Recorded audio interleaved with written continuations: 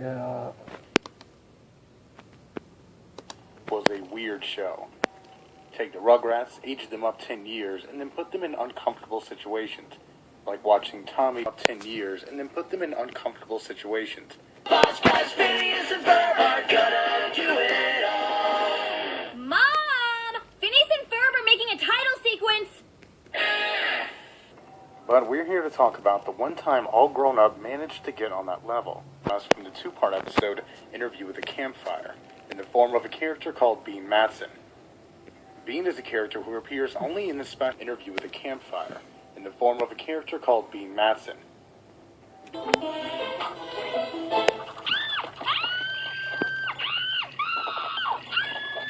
Now somebody, anybody, everybody scream! Is in fact the ghost of a boy who died in 1871 along with other settlers due to an extremely cold winter. Bean was most likely searching for the souls of other dead settlers, and thanks to Dill and the others, he was finally able to be put to rest. But not before giving them one good scare. Good morning, Candace. What's so great about it? Not much. We can't find Perry anywhere. He's never missed breakfast, not even once. You don't think he could have argued with someone at, say, 3:38 a.m., gotten his feelings hurt, then run away, do you? Nah, he never would have gone outside on purpose.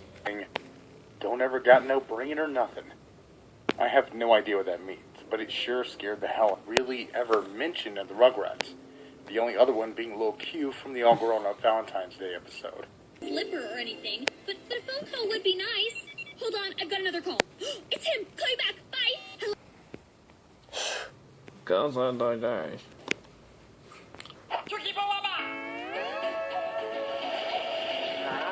Features them in spades.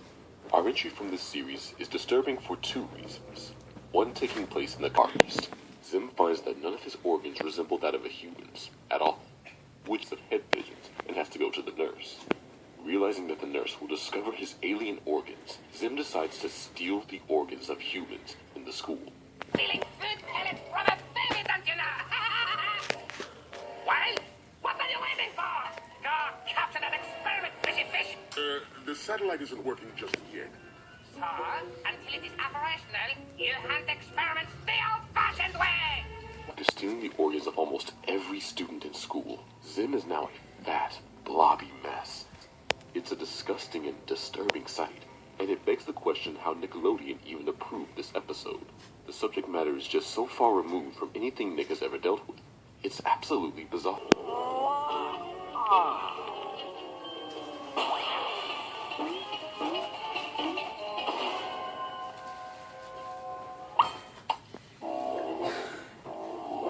On October 15th, 2005, Daleski murdered his neighbor, Pamela Vitali, prison with no chance of parole.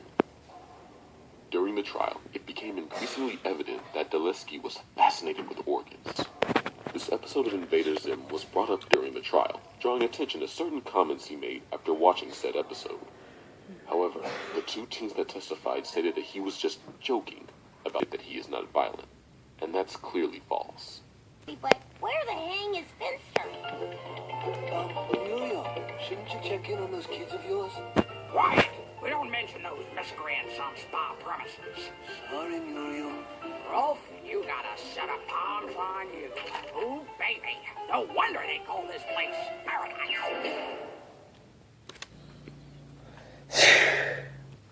Go to my lab.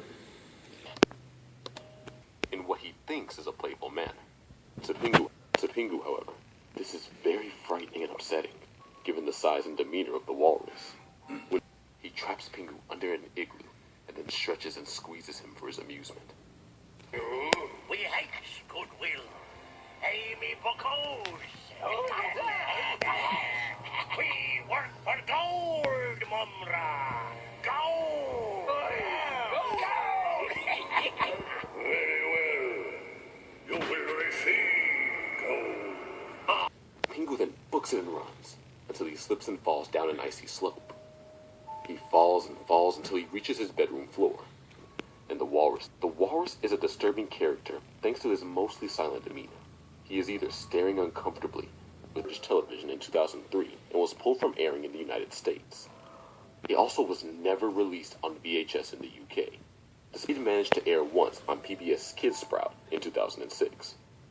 Changed to laughter because of how frightening the noises were to children. To end this entry off, Escape for you that way, Thundercat!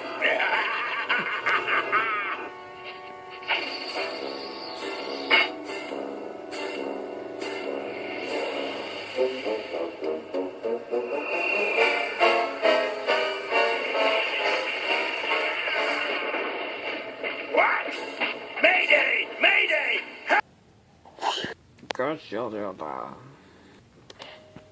the Walrus is a very mysterious character, only appearing once in the entire series. Throughout his dream, the Walrus follows Pingu in what he thinks is a playful manner. To Pingu, however, this is very frightening and upsetting for his amusement. Advanced. I suppose. Anyway, classwork didn't really give me any instructions. He slips and falls down an icy slope. He falls and falls until he reaches his bedroom floor.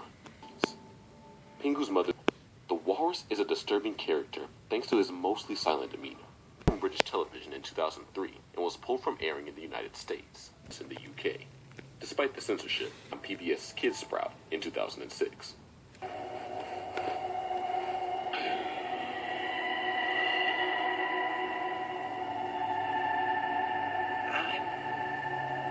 On Muni. Gotcha the last.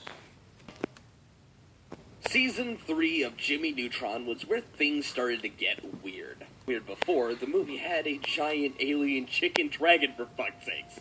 But the show for its final season got weird standards. One moment in particular that highlights this tonal change is in the episode starts with Sheen, a new show that he's been watching called The Show. And they all should watch it because it'll make them happy. Jimmy ignores it and goes stuff on his computer like Photoshop him and his crush's heads into wedding photos. Sheen is relentless and will not stop bothering Jimmy to watch the show. Soon enough, Jimmy starts noticing that everyone is acting different. Starting this challenge yesterday! Where are our wheels? Where is our team? He turns it on and is greeted by a kindly old woman named Grandma Taters. 10 seconds of it before turning it off, because it's just that bad. Out of his mind. The next day at school, all the kids are desperately trying to get Jimmy to give it another chance. Betty is watching through the window and realizes that the show is hypnotizing people. Soon, the entire town is after Jimmy, trying to force him to watch the show. Luckily, Cindy, who just returned from a karate competition, has not been affected yet. Downwind of you without deodorant. Faster! Faster!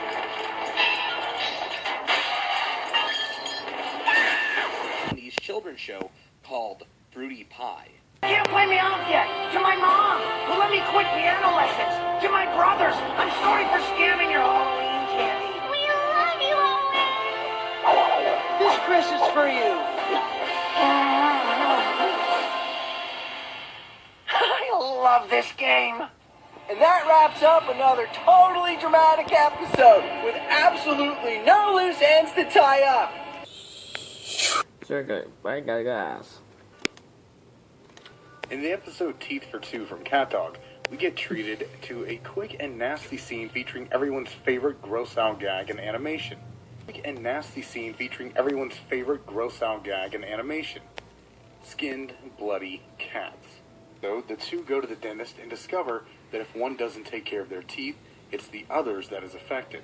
Disgusting amounts of junk food and never brushes. Yet it's Cat who gets all the cavities. Not for anymore, but it's no use. Dog won't listen.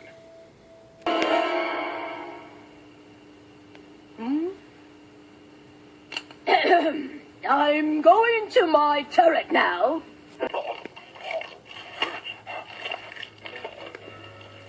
Strange concept for a show that just barely scratches the surface of all the weird and disturbing shit the two of them are capable of.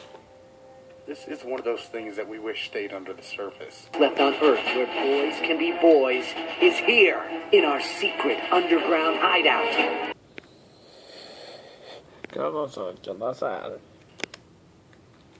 Rarely do the monster costumes in Power Rangers ever give off a creepy or disturbing vibe. They're usually unintentionally funny, if anything else. Well, Terror Toad is both funny and disturbingly creepy. Kimberly and Billy's drinks, essentially drugging them into becoming pompous douchebags. Funny and disturbingly creepy. In the 12th episode of the original series, titled Power Ranger Punks, they essentially drugging them into becoming pompous douchebags. While these two are out of commission, Rita Repulsa creates a new monster to finish off the remaining Rangers. Its unsettling design, but also the fact that he eats the Power Rangers and shows their faces on his stomach. The magician is a mad agent. Maybe we shouldn't go, Uncle Gadget. Nonsense, Penny. It will be great fun. I don't like this at all, Brain. The Rangers is so disturbing and grotesque. The disgusting use of his teeth and the gagging noises he makes don't do the scene any favors either. After eating both the Yellow and Black Ranger, the Red Ranger is forced to face his own magic. There is no magic that can compare with that of the great Wambini. Pick a card. There are the Rangers, and in one final attack, they kill him by shooting an arrow in his mouth. The episode ends with them playing an innocent game of volleyball at the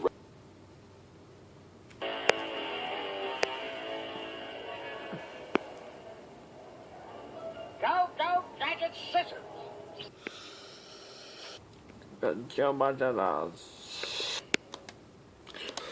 One time, Nickelodeon made a show comprised entirely of ugly puppets selling meat to equally ugly puppets. It was titled Mr. Meaty, Equally Ugly Puppets. It was titled Mr. Meaty and featured two teenagers, equally ugly puppets. It was titled Mr. Meaty and featured two teenagers, Josh and Parker, who worked at the titular fast food restaurant, getting involved in all kinds of shenanigans.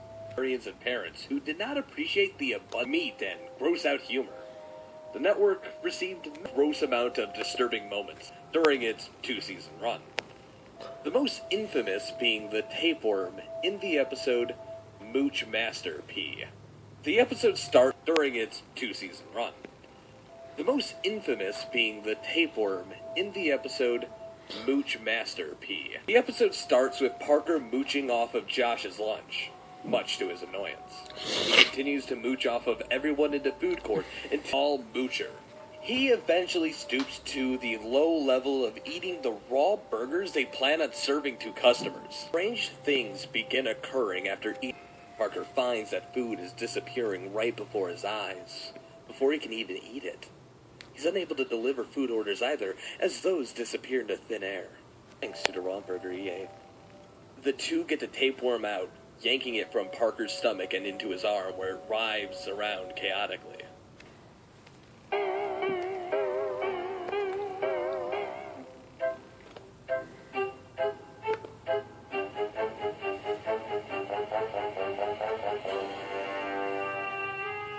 Comes up and asks to buy it for a zoo. The boy...